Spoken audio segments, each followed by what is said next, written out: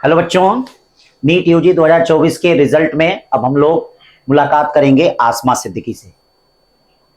तो बेटा बहुत ही होनहार, पिछले वर्ष ये टारगेट बैच में हम लोग के यहाँ पढ़ने आई थी, थोड़ी परेशान रहती थी और इन्होंने पेशेंस रखा और पेशेंस रखने के साथ इस साल 669 मार्क्स इनको मिला और अब ये कुछ दिनों में डॉक्टर आसमा सिद्दीकी हो जाएंगी। इस बच्ची ने अपने पापा का नाम रोशन किया, इनके पिताजी रेलवे में हैं और आज काफ़ी अपने आप को प्राउड फील कर रहे होंगे कि अपनी बच्ची को इन्होंने क्या डॉक्टर बनते हुए देखा है। तो बच्ची ने काफ़ी कठिनाइयां झेली, काफ़ी परेशान रहती थी, पढ़ने में तो बहुत होनहार थी। हाँ, लेकिन आप जान ही रहे हैं कि नीट के सिलेक्शन में कट ऑफ बहुत ज़्यादा जा रहा है, तो उस कट ऑफ को अचीव करने में इस बच्ची ने बहुत ही संघर्ष किया, काफ़ी स्ट्रगल किया। और दूसरी सबसे अच्छाई वही मैं जो बार बार कर रहा हूँ, डिसिप्लिन और रेगुलरिटी। तो डिसिप्लिन भी बड़ा जबरदस्त आसमा के अंदर था, कुछ भी पढ़ाइए सब लिखती थी, नोट करती थी, टेस्ट देती थी। और दूसरा क्या है, हर टेस्ट का एनालिसिस करती थी, जिसके कारण इन्होंने 669 अचीव किया।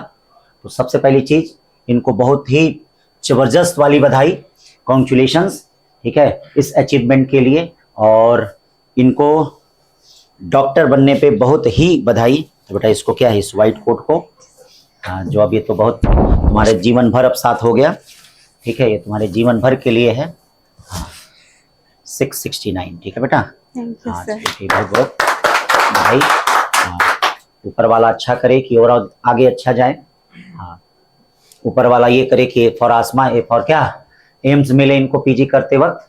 हाँ, यूजी में कोई नहीं मिला, कोई बात नहीं, एकदम कूल रहना है। हाँ, कहीं से एमबीबीएस अच्छी जगह से होगा। हाँ, कूल रहो। हाँ, पीजी के लिए भी तुम्हारे पास समय है। अब मेहनत करने की आदत तुमको पड़ी गई है तो कोई टेंशन तो है नहीं। जिसको मेहनत करने की आदत हो गई है वो कुछ भी अचीव कर लेगा। जिसको काम चोरी की आदत हो जाती है बेटा, वो कुछ भी नहीं कर पाता है। तो मेहनत की आदत तुमको पड़ी गई है। तो त्रिपाठी जी आइए, बातचीत करिए कि आसमा ने कैसे किया, इनके परिवार के बारे में जाने, इनके माता पिता का क्या रोल रहा। हाँ, आज पिता क्योंकि बहुत ही प्राउड फील कर रहे होंगे अपनी बेटी पे, तो बातचीत करके लोगों को मोटिवेट करिए कि आसमा की तरह और भी बच्चे अच्छा करें। जैसा कि विदित है, नीट 2024 का रिजल्ट आया है हमारे सामने। आसमा सिद्दीकी हैं, अब वो नीट क्वालिफाई कर ली हैं और डॉक्टर आसमा सिद्दीकी हो जाएंगी। बेटा ये बताइए कि आपको बहुत बहुत बधाई हो जो नीट 2024 सफल होने के लिए। ये बताइए कि आप नीट सफल होने के लिए आपकी पारिवारिक पृष्ठभूमि क्या रही है? मेरे परिवार का सबसे बिगेस्ट रोल रहा है, क्योंकि मैं कोचिंग में आती थी तो कोचिंग में तो वैसे भी स्टडी का माहौल रहता है, लेकिन मेरे घर में भी उतनी फ्रीक्वेंसी का स्टडी का माहौल रहता था। मेरे पास पर्सनलाइज रूम था, मेरे पास स्टडी रूम था, और जब मैं पढ़ती थी तो ऐसा नहीं था कि कोई आके डिस्टर्ब करता था या फिर कुछ ऐसा, कोई भी प्रॉब्लम्स नहीं रहे थे। और जो भी मेरे साथ मान लीजिए कोई भी प्रॉब्लम्स होते थे तो मेरी फैमिली फेस कर लेती थी, बस मैं पढ़ती थी, मेरा काम बस पढ़ना था।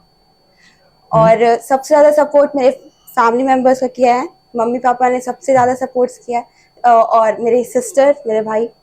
नीट 2024 अब आप सफल हो चुकी हैं, गुरुकुल पाठशाला संस्थान को आपने चुना। जी। तो वहाँ तैयारी के स्तर को बताएंगे क्या आप? देखिए, यहाँ पे मेरे नाम के आगे डॉक्टर लग रहा है तो सबसे ज्यादा श्रेय तो कोचिंग को ही जाता है। कोचिंग वाले हमारे सारे टीचर्स ने वैसे मेरे यहाँ पे 2 साल का प्रिपरेशन रहा है, तो मैंने अपने फर्स्ट ईयर ऑफ प्रिपरेशन में कॉन्सेप्ट्स बहुत अच्छे मिले मुझे यहाँ से, तो मैंने कॉन्सेप्ट्स अच्छे गेन किए। और second year of my preparation में मैंने अपने कोचिंग वालों की मदद से खूब ढेर सारे क्वेश्चंस प्रैक्टिस किए, तो जिसके कारण डॉक्टर अगर मेरे नाम के आगे लग रहा है तो ऑफ कोर्स मेरे कोचिंग वालों ने बहुत अच्छा किया। नीट में सफल होने के लिए आपने कोई टेस्ट सीरीज वगैरह ज्वाइन की?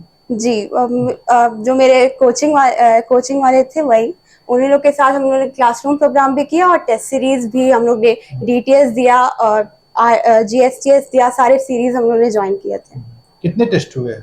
वेल 250 अबव हुए थे शायद, और हमने भी बस ऑलमोस्ट सारे दिए थे स्टार्टिंग टू एंड। मतलब आपके एजुकेशनल प्रोग्राम में संस्थान का जो टेस्ट सीरीज था वो बड़ा ही योगदान उसका रहा? जी, उसी के हिसाब से मैं पढ़ा करती थी।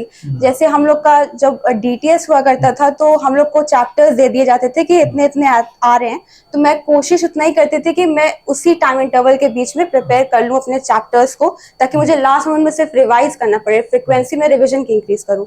और कॉन्सेप्ट्स में तभी क्लियर कर लेती थी जब हम लोग का डेली टेस्ट सीरीज चलता था। अच्छा, फिजिक्स, केमिस्ट्री, बायो, इन तीनों सब्जेक्ट का समन्वय आप कैसे बैठाती थी?